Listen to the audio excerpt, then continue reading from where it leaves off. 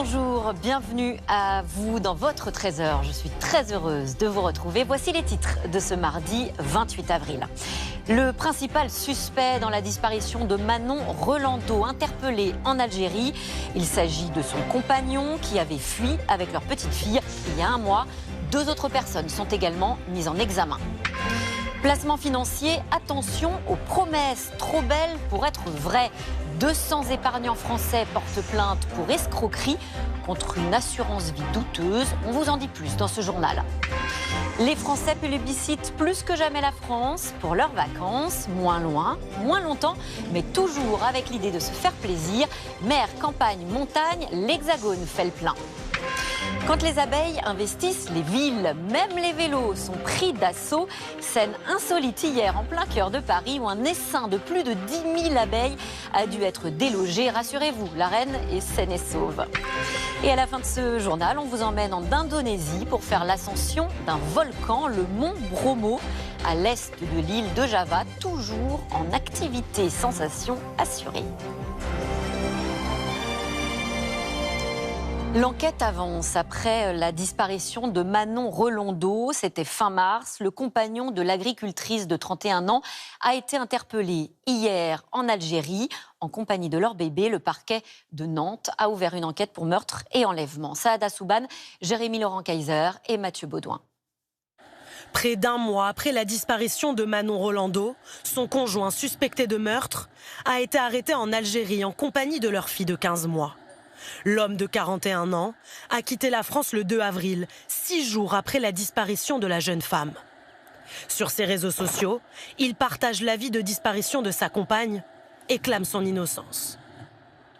Il y a 3 jours, toujours sur les réseaux sociaux, il intervient sur un compte dédié aux faits divers et répond aux questions des internautes.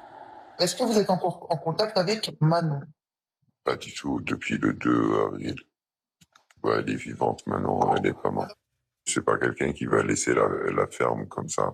Pour prouver son identité, il montre son passeport et celui de sa fille. Ouais, voilà, c'est moi. Ça, c'est le passeport de ma fille, regarde. Vous voulez lire, non? Regarde. Mais surtout, il se défend. J'ai pas fouillé, c'était prévu, je dépose ma chérie et je reviens. Dans le village où la jeune fille vivait, les habitants sont soulagés d'apprendre l'arrestation du suspect et de savoir la petite fille en bonne santé. C'est un vrai soulagement. C'est un peu l'issue qu'on attendait, quoi, vraiment. Maintenant, c'est plus pour Manon, on se demande vraiment où elle est, on s'inquiète. La plupart des gens dans le monde la connaissaient. C'est assez important, pour moi les enfants, c'est sacré déjà. Et moi, ce qui m'intéressait maintenant, oui, c'est qu'on retrouve la dame, quoi. Dans cette affaire, 2 personnes sont déjà mises en examen pour association de malfaiteurs en vue de la préparation d'un crime. 2 mois après le début de la guerre au Moyen-Orient, l'inquiétude monte chez les transporteurs routiers. Les cours du pétrole grimpent encore ce matin.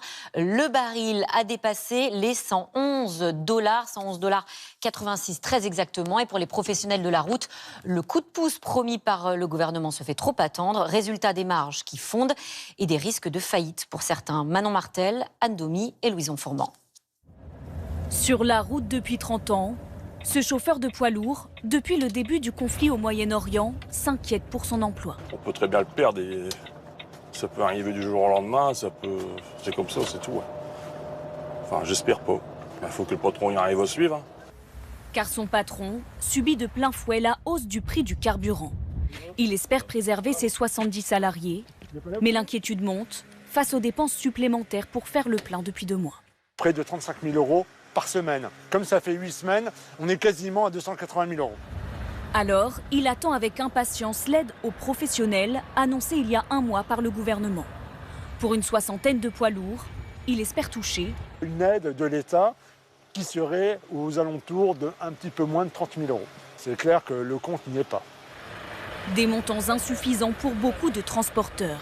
Loin des 20 centimes par litre promis fin mars par le gouvernement, après des manifestations dans toute la France. Un effet d'annonce selon les professionnels. L'enveloppe de 50 millions d'euros n'a d'ailleurs toujours pas été versée.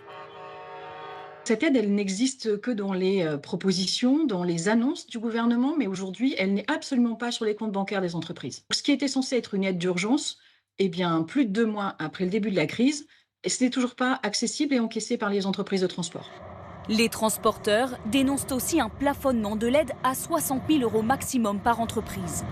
Contacté ce matin, le ministère des Transports promet d'ouvrir la plateforme de demande d'aide mi-mai pour des versements quelques semaines plus tard. L'émotion et le recueillement. Ce matin, la France a rendu hommage au sergent Anicet Girardin, mort après une embuscade au Liban. Il a été fait chevalier de la Légion d'honneur lors de la cérémonie présidée par la ministre des Armées, Catherine Vautrin. Le militaire de 31 ans est le 3e soldat français tué depuis le début de la guerre en Iran. Que se passe-t-il dans la commune de Dessines, près de Lyon? Affrontements, fusillades à répétition, incendie. Ce week-end, une mère de famille a été touchée à la jambe par une balle perdue. La police évoque une guerre des territoires sur fond de trafic de stupéfiants. Les habitants, eux, sont à bout. Étienne Prigent et Jean-Pierre Rivalin. Des voitures stationnées, criblées de balles, après des rafales de tirs de Kalachnikov. Il est un peu plus de 22 h vendredi. Au moins 2 personnes armées font irruption à trottinette sur ce parking et se mettent à tirer à tout va selon des témoins. Au même moment, une femme rentre à pied du cinéma avec ses enfants. Elle est touchée par une balle à la cheville. Une voisine raconte anonymement. Quand les enfants ils ont couru, il y a eu une deuxième rafale, très longue. La mère, elle est arrivée en boitant. Je l'ai vue tomber. Elle s'est cachée derrière les buissons. Elle s'est relevée, elle a recouru. Tellement qu'elle était choquée, elle n'a pas remarqué qu'elle était blessée. Blessée grièvement, la victime de la fusillade a pu sortir de l'hôpital. Imaginez si ça aurait été pas elle, ça aurait été quelqu'un d'autre, ou moi, ou des gens qu'on connaît.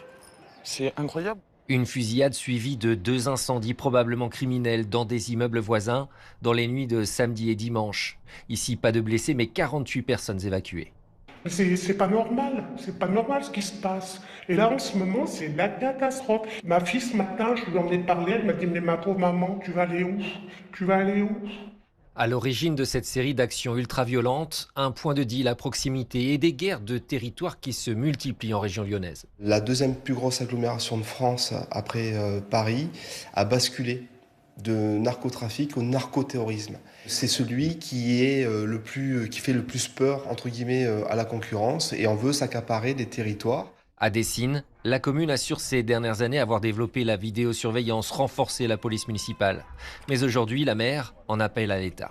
Donc là, actuellement, il manque des moyens, des équipages, des effectifs pour montrer qu'ici, on est en France, on est dans une république et qu'il y a des règles.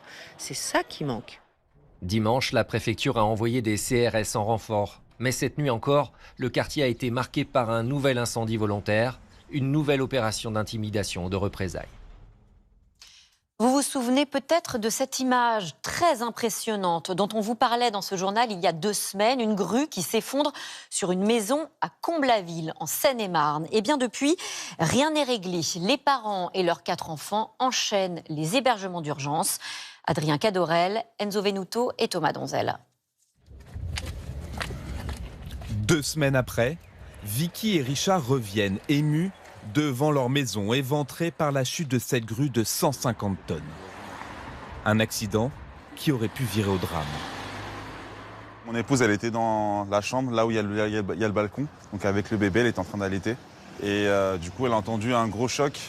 Et en fait, quand on regarde, la grue, elle est tombée à peine à 1 mètre d'elle, en fait. À l'origine, la chute toujours inexpliquée de cette grue installée sur un chantier de construction voisin. Voici les images tournées par cette mère de famille peu après. Sa penderie est à ciel ouvert. Depuis l'accident, la famille enchaîne les courts séjours dans des hôtels avoisinants, ainsi que de longues parties de jeux de société pendant les vacances scolaires, pour occuper des enfants encore sous le choc. J'avais tous mes jouets et plein d'autres livres. Et maintenant, je suis obligée de vivre dans des hôtels. Malgré le traumatisme, Vicky sait qu'elle doit déjà penser à l'avenir. J'étais loin d'imaginer que j'allais passer mes nuits à chercher un logement pour mes enfants, à être dans l'urgence aussi. Et en fait, c'est angoissant. Franchement, je pense que je suis épuisée, angoissée, et la dynamique familiale, elle en prend un coup. Sans compter que cette famille va être laissée à l'abandon. On doit faire les choses seuls. On n'est pas aidé du coup par l'assurance, puisque c'est à nous de chercher. On n'est pas aidé par la mairie non plus.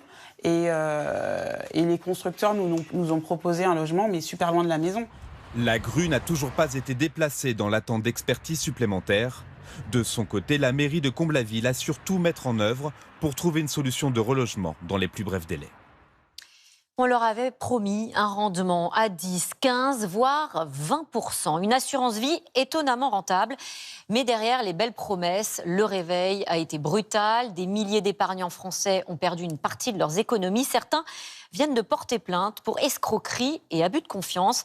Le récit de Luc Lacroix, Aurore Ployer et Antoine Placier.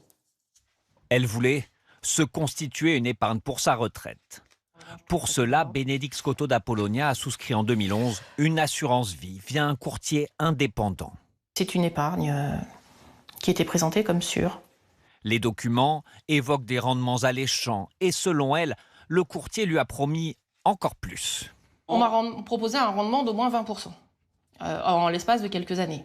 Mais aujourd'hui, non seulement elle n'a rien gagné, mais elle a perdu 5 000 € sur les 12 000 qu'elle avait investis. Pour avoir de si mauvaises performances et ne pas être capable de justifier que nous ayons des performances négatives pendant que dans le même temps, la bourse avait des performances positives, sur quoi ont-ils investi notre argent pour qu'on ait des rendements négatifs ?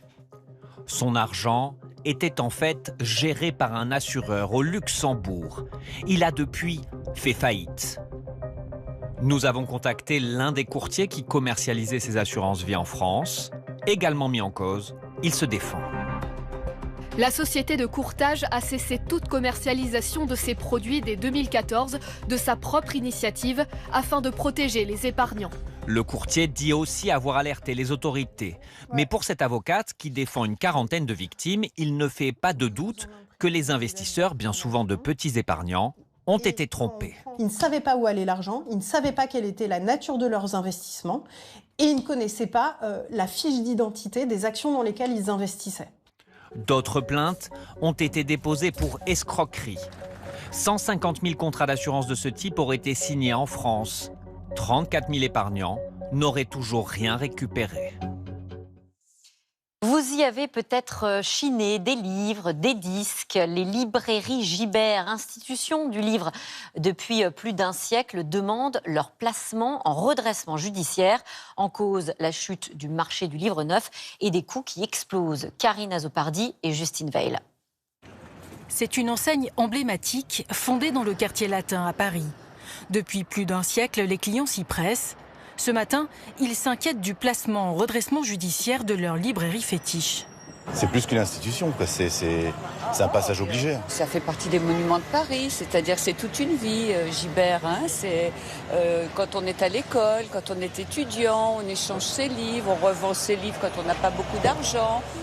Fondées en 1888, les librairies Gibert étaient au départ des bouquinistes. Un repère pour plusieurs générations d'étudiants. À Paris, les bouquinistes du quartier latin ont été assaillis par une clientèle qui intéresse l'histoire, la géographie. Aujourd'hui, c'est un réseau qui emploie 500 salariés dans 16 librairies partout en France. À Marseille, beaucoup de lecteurs se tournent vers la seconde main. Je trouve ça très intéressant de faire des livres d'occasion qui permet de les rendre accessibles à tous. J'apprécie le choix et les livres d'occasion. Moi, j'achète beaucoup de livres d'occasion. Le groupe veut désormais miser sur ce marché qui augmente, contrairement aux livres neufs dont les ventes baissent. Car le secteur de la librairie est en difficulté, concurrence des tablettes et des ventes en ligne, et un désamour pour la lecture. La lecture, notamment chez les jeunes, se réduit encore. Donc ça, c'est un phénomène très structurel. Et puis, il y a du conjoncturel. On sait que les moments de crise sont peu propices à l'achat de produits culturels et de livres. En 2021 déjà, Gibert avait fermé 4 de ses librairies parisiennes. Une faillite du groupe serait un coup de tonnerre dans le monde du livre. Dans le reste de l'actualité, à l'international, le roi Charles III et sa femme Camilla ont entamé hier leur visite de 4 jours aux États-Unis. Réception en grande pompe à la Maison-Blanche et discours devant le Congrès. Objectif, renforcer les liens entre les deux pays et tenter de faire oublier les tensions sur fond de guerre en Iran. Et puis retour en France où depuis une semaine des feux de forêt de grande ampleur s'enchaînent anormalement tôt pour la saison. Hier soir, c'est dans la Sarthe, au sud du Mans, qu'un nouvel incendie s'est déclenché dans une pinède. Près de 140 pompiers mobilisés toute la nuit. L'intervention est encore en cours. 4 hectares de forêt sont d'ores et déjà ravagés. C'est un chiffre record et une bonne nouvelle pour le tourisme français. Plus d'un Français sur 2 prévoit de passer ses vacances d'été dans l'Hexagone. Un choix lié au contexte économique et à la crise au Moyen-Orient. Anne-Claire Le San, Didier Brignant et Raymond Chaplard. Le Vietnam, la Grèce ou le Maroc. Les vacances au bout du monde ne seront pas pour cet été, pour la moitié des Français qui restera dans l'Hexagone. Comme ici, sur la côte d'Azur à Jouan-les-Pins, les pieds dans l'eau. Cette année, ce couple de Bordelais a revu ses plans depuis la guerre au Moyen-Orient. Il devait partir en Martinique. On avait un projet, c'était de partir un peu loin, mais on attend. Enfin, vu le prix des billets d'avion, et oui, on attend. Donc pour l'instant, on reste ici en France. À cause du prix du kérosène, pas de vacances à l'étranger pour ce retraité niçois. Avec un budget serré, il réduira aussi ses petits plaisirs. On va dépenser parce qu'avant on sortait, on prenait des glaces, on prenait à sa table pour prendre des poissons. Mais là on regarde notre portefeuille. Avec son emplacement de rêve, pour être certain d'avoir l'un des 180 matelas de cette plage privée, les clients anticipent en réservant dès maintenant. Alors, est-ce qu'elle est bonne l'eau? Du jamais vu. C'est pas trop froid? Selon la directrice. Depuis une dizaine de jours, voire 15 jours, on a plus de demandes pour l'été. Alors que d'habitude, quand les réservations pour juillet-août arrivent à début juin. D'ailleurs, pour assurer le service, elle compte embaucher 3 personnes supplémentaires pour cet été. Même constat pour le patron de ce snack glacier sur la plage. S'il faut recruter en attendant, on voit que ça démarre encore un peu plus, on va ouvrir les heures un petit peu plus larges.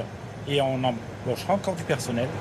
Donc non, je pense qu'on va avoir une très très bonne saison pour nous. De nombreux Français attendront aussi la dernière minute pour réserver, en espérant partir en vacances au meilleur prix.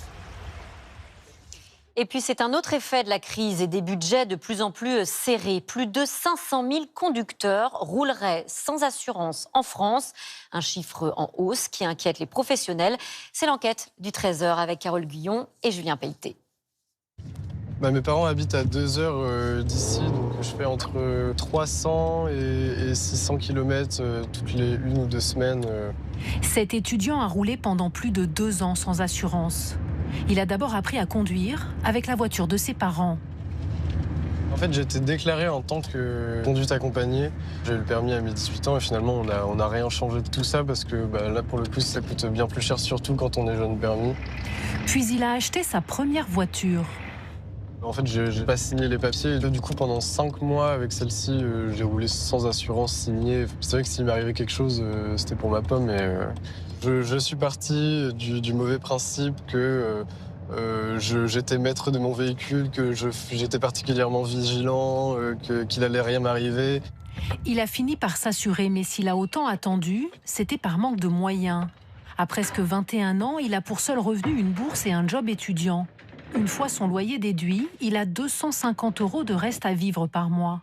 Alors même assuré, il continue de tricher pour faire baisser sa facture. Je mets que je ne fais que 10 000 km, même si je pensais déjà que ça allait dépasser. Et finalement, le kilométrage est carrément explosé, puisque là, en l'espace de 8 mois, j'ai fait 20 000 km. En cas d'accident, s'il est démasqué, son assureur pourrait refuser de le couvrir. Et sa prise de risque va plus loin, car il prête régulièrement sa voiture. Je ne suis pas du tout assuré tout conducteur. C'est sûr qu'on n'a pas pensé aux potentiels accidents où eux ils seraient blessés. C'est un scénario qu'on préfère oublier. Voilà, c'est un risque à prendre. En 2024, 5 845 personnes ont été blessées par des conducteurs non assurés. 123 millions d'euros d'indemnités ont été versés aux personnes blessées ou proches de victimes tuées par des conducteurs non assurés. Si les contrats d'assurance pour les jeunes conducteurs sont parmi les plus chers, c'est parce qu'ils sont responsables de 20% des accidents mortels. Ce que les jeunes doivent comprendre, c'est que rouler sans assurance, ça veut dire potentiellement infliger une blessure corporelle. Il y a un fonds de garantie pour les victimes qui va intervenir si vous n'êtes pas assuré, qui va s'occuper de la victime. Le problème, c'est que ce fonds de garantie va se retourner vers celui qui a causé l'accident. Et donc, ça veut dire que peut-être que jusqu'à la fin de votre vie, ça sera prélevé sur votre salaire, en fait, des sommes qui serviront à compenser ce qui a été donné à la victime. En France, les autorités estiment que 515 000 personnes rouleraient sans assurance. On vous parle maintenant d'une scène insolite. Hier, en plein cœur de Paris, à 2 pas du Palais du Louvre, un cycliste a retrouvé son vélo recouvert de dizaines de milliers d'abeilles agglutinées sous la selle. L'essaim a pu être récupéré sous les yeux ébahis des badauds. Un phénomène de plus en plus fréquent en ville. Reportage d'Anne-Christine Roth et Alexandre Gras. Image spectaculaire au pied du métro. 10 à 15 000 abeilles agglutinées sous une selle de vélo. L'essaim s'est formé en moins d'une demi-heure samedi après-midi dans une zone très passante près du musée du Louvre. Un défi pour cet apiculteur appelé en urgence. Il lui faudra 1 heure pour venir à bout de ses fans de cyclisme. C'est pas été facile parce que vraiment on a une grappe d'abeilles au milieu. Probablement il y a la reine. Moi j'étais obligé de creuser un petit peu tout doucement pour récupérer la reine, pour récupérer tous les abeilles. Des essaims en ville, un phénomène pas si rare que ça. La semaine dernière à Nîmes, cette colonie XXL faisait déjà du vélo. Ou plus étonnant encore, ces abeilles qui ont élu domicile sur ce feu tricolore à Nice. Au printemps et au début de l'été, c'est la période de l'essaimage. Il y a surpopulation dans les ruches installées sur le toit des villes et dans les parcs et les jardins. Alors une partie des colonies part en suivant une reine pour chercher un nouvel endroit, en faisant des étapes étonnantes. La partie de la colonie qui est partie avec la reine va se poser à pas très loin, dans un endroit, en attendant de trouver l'endroit idéal où cette colonie va aller vivre, quelle sera sa prochaine maison. Des abeilles qui, si on les laisse tranquilles, ne sont pas agressives. L'essaim du Louvre a été déplacé en toute sécurité sur un toit de Paris. Et le printemps est là, et pour beaucoup, c'est l'occasion de faire un grand ménage, trier, jeter, ranger. Vous avez peut-être vous aussi eu envie de faire place nette, sur les réseaux sociaux en tout cas. Les vidéos de nettoyage cartonnent.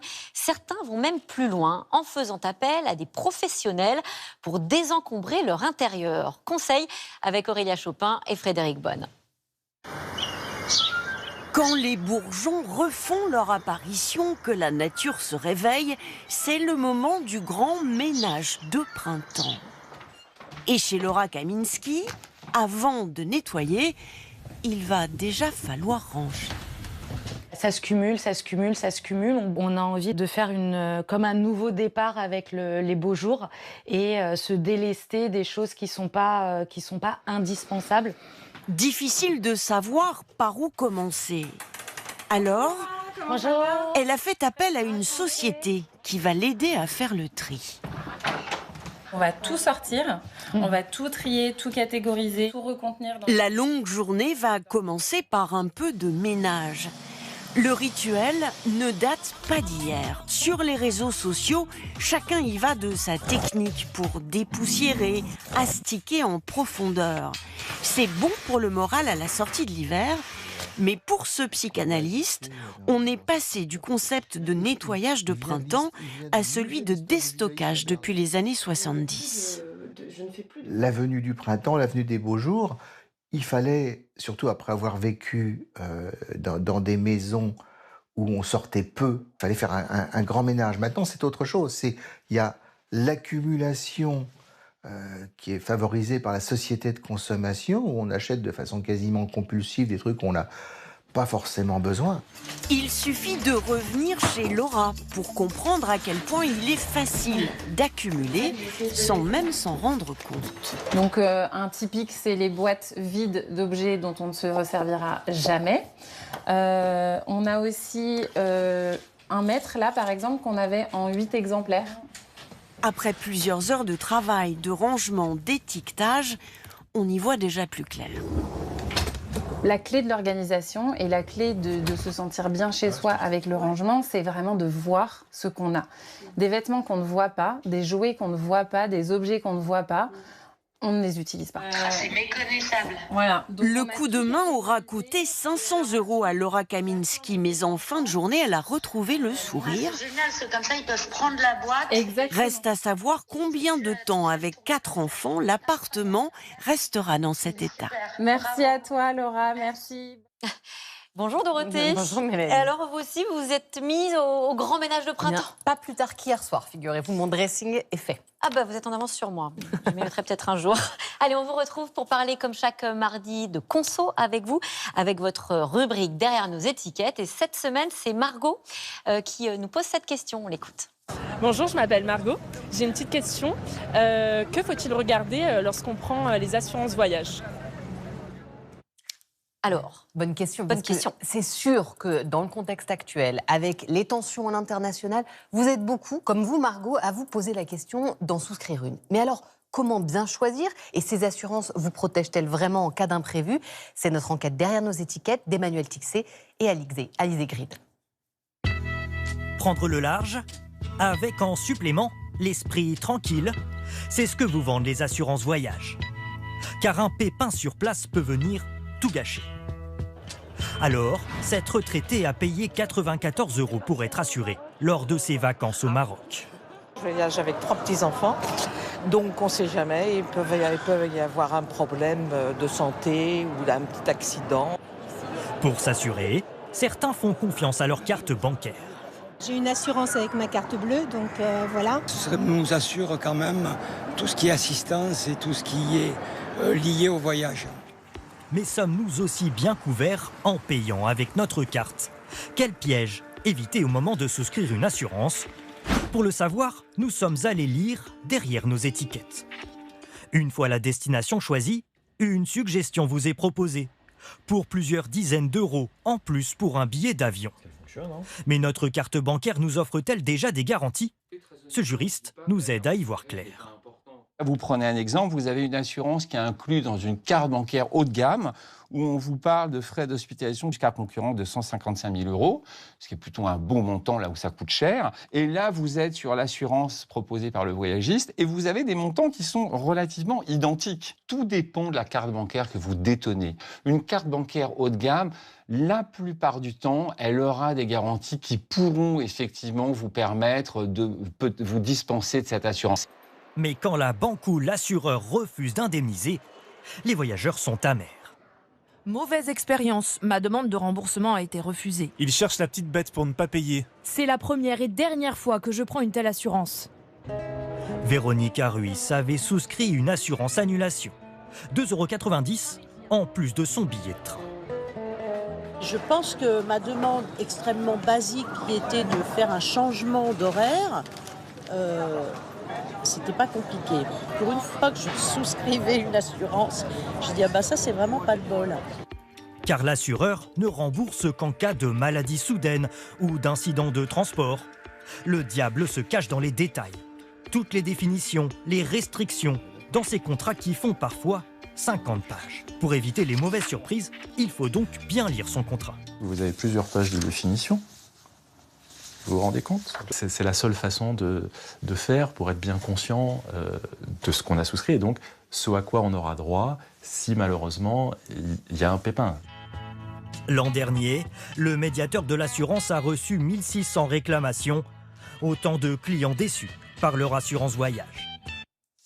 Alors, cette question, est-ce que les Français, Dorothée, s'assurent de plus en plus, finalement, avant de partir en voyage? Et oui, après le Covid, après la guerre en Ukraine, les demandes d'assurance voyage ont explosé. Elles ont augmenté, regardez, de près de 30% en 5 ans en France.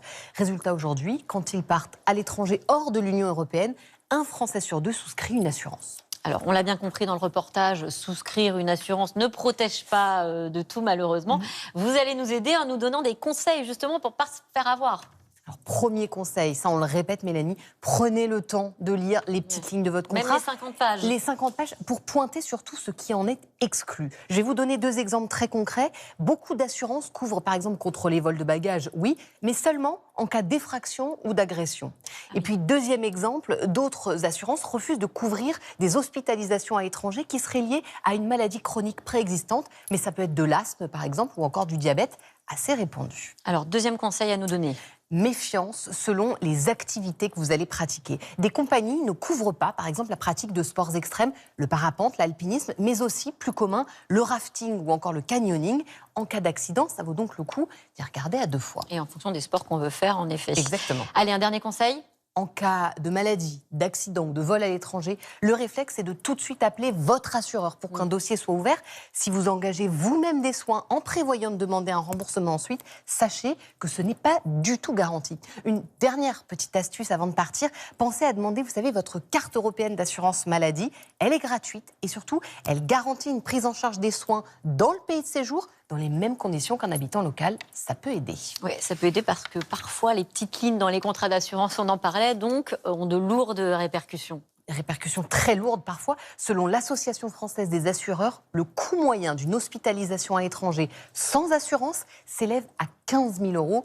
Ça fait réfléchir. Et alors, si on remonte le temps, comme on aime bien faire avec vous dans cette chronique, est-ce que vous pouvez nous dire de quand datent les premières assurances? Alors, les prémices de nos assurances, elles remontent à 2000 ans avant Jésus-Christ, dans la civilisation mésopotamienne. C'est un document qui s'intitule le Code d'Hammurabi, que l'on voit ici, un texte qui prévoyait qu'en cas de perte ou de vol de marchandises, le transporteur n'était pas tenu responsable. Alors, et pour nos assurances modernes, alors du coup, il faut attendre beaucoup plus tard? Il faut attendre précisément 1666, une année qui va marquer un tournant, Mélanie. Au Royaume-Uni, un gigantesque incendie va ravager la ville de Londres pendant 7 jours et 7 nuits, en détruisant 13 000 maisons, 87 églises. Et c'est à la suite de ce drame que la toute première assurance incendie est créée. Et beaucoup d'autres suivront sur le même modèle. Merci Dorothée. D'ailleurs, est-ce qu'il existe des assurances pour grimper sur les volcans? En tout cas, il faudrait y penser. Et bien justement, c'est le thème de notre Trésor découverte, puisqu'on va faire l'ascension d'un volcan en Indonésie. Cette fois, je vous emmène sur le mont Bromo, à l'est de l'île de Java. C'est un volcan qui est encore en activité. Regardez, Cassandre de Wagener et Flavie Motila. En Indonésie, sur l'île de Java, Bromo semble appartenir à une autre planète. Sous ses airs paisibles, ce géant de feu ne dort jamais tout à fait. L'Indonésie fait partie de la ceinture de feu du Pacifique. Elle compte 130 volcans encore actifs. Peu de volcans peuvent être gravis, mais c'est le cas de Bromo. Un volcan qui, malgré sa puissance, se laisse approcher et offre l'un des paysages les plus fascinants au monde. Pour l'admirer, il faut se lever très tôt, braver les 10 degrés du petit matin et ainsi atteindre ce point de vue. C'est le cas de Ceris et Fenton, un couple d'Australiens. Ils sont venus au lever du soleil. Mais le volcan est parfois capricieux, caché sous une mer de nuages. Seul son voisin est visible ce matin-là. L'altitude ici est de 2700 mètres. Le volcan est bien là, mais on ne peut pas encore le voir, parce qu'il est recouvert de brume. Pas de quoi décevoir nos randonneurs. Il n'y a aucun endroit comme ça en Australie, on n'a pas de volcan chez nous. C'est la première fois pour nous. Même si on n'a pas beaucoup dormi, la vue vaut le coup. Le mont Bromo se fait donc encore désirer. Pour mieux l'observer, c'est en jeep que le voyage des Australiens continue. Quelque peu secoué. C'est le paysage le plus unique que j'ai jamais vu. Les chevaux autour, le sable noir et le désert. Un décor lunaire, entièrement recouvert de cendres, que le couple découvre maintenant à pied. Le résultat d'une colère passée du mont Bromo. Comme vous pouvez voir, ici c'est une énorme faille. Elle a été provoquée par l'éruption du Bromo en 2010. C'était vraiment une grosse éruption. Et pendant 1 an, la zone a été fermée aux touristes. Le géant de feu n'effraie pas nos Australiens. Il faut encore gravir une centaine de marches. À la clé, un cratère pour le moins odorant. Ça sent très mauvais, mais c'est super. C'est juste un peu difficile de respirer à cause du soufre. Je tousse un peu. Un spectacle impressionnant, mais pour notre guide comme pour le reste de la vallée, le Mont Bromo est bien plus qu'un décor. À seulement quelques kilomètres, vivent les Tengers, une communauté hindouiste très attachée au volcan. Elle le considère comme un dieu. C'est le cas de Kastaman. Il cultive des pommes de terre juste en face du Bromo. Nous, les Tengers, on n'a pas peur du volcan. C'est parce qu'il est sacré. On ne fait qu'un avec lui. L'homme et la nature ne font qu'un. Ici, le volcan devient un allié. Son soufre, le meilleur répulsif contre le mildiou, ce champignon qui ravage les cultures, bien plus redouté par les agriculteurs. Avec l'éruption en 2010 du mont Bromo, les terres sont devenues très fertiles. Les pommes de terre poussent très bien. Pour nous, cette catastrophe a été une bénédiction. Pour s'attirer les faveurs de l'imposant maître des lieux et ainsi éviter qu'il n'entre en éruption, les Tengers le célèbrent une fois par an. À la nuit tombée, lors de cette cérémonie. Ne vole pas mon feu! Les habitants ratissent le village. De ruelle en ruelle, ils chassent les mauvais esprits. Ces torches sont le symbole que le feu peut brûler toutes les mauvaises choses qui peuvent arriver au village. C'est comme le mont Bromo. C'est une montagne sacrée capable de transformer le mal en bien. Un volcan imprévisible mais vénéré et qui chaque jour façonne un peu plus la vie de ceux qui vivent à ses pieds. C'est la fin de ce journal. Merci pour votre fidélité. Demain, vous retrouvez Julien Bugier pour votre 13h. Tout de suite, la météo Anaïs Baïdemir. À 20h, Léa Salamé pour le journal, suivi d'un documentaire exceptionnel sur les 40 ans de Tchernobyl. Nous, on se quitte avec ces images. Regardez cette chorégraphie impressionnante organisée sur la passerelle d'Albi. Près de 350 danseurs réunis au-dessus du Tarn pour le plus grand bonheur des spectateurs. Passez une très belle journée sur France 2. Retrouvez toute l'actualité en continu sur France Info Canal 16.